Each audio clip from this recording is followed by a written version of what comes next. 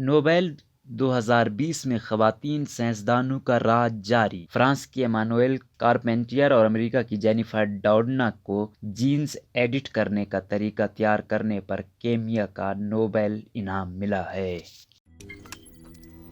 روزنامہ قدرت کی ویڈیو دیکھنے کے لیے ابھی یوٹیوب چینل پر سبسکرائب کریں اور بیل آئیکن پر بھی کلک کریں۔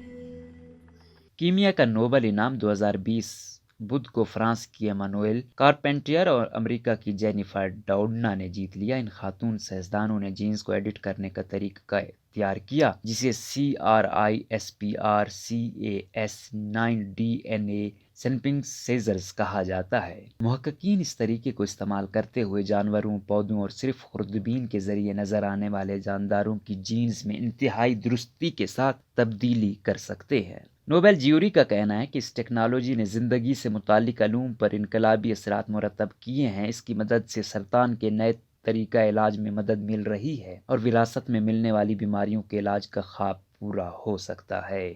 روئٹرز کے مطابق اکیڈمی آف سائنسز کی رکن پرنیلاوٹنگ اسٹافشیڈ نے رپورٹروں کو بتایا کہ ڈی این اے کو کاٹنے کی صلاحیت نے زندگی سے متعلق سائنسز میں انقلاب برپا کر دیا ہے۔ کیمسٹری کا نوبیل انعام حاصل کرنے والی فرانس کی کارپینٹیر اور امریکہ کی ڈاؤڈنا چھٹی اور ساتویں خاتون بن گئی ہیں۔ اس سے پہلے یہ انعام 1911 میں میری کیوری نے جیتا تھا، جبکہ حال ہی میں 2018 میں یہ فرانسس آرنلڈ کے حصے میں آیا۔ انعام کی رقم $11 لاکھ ہے۔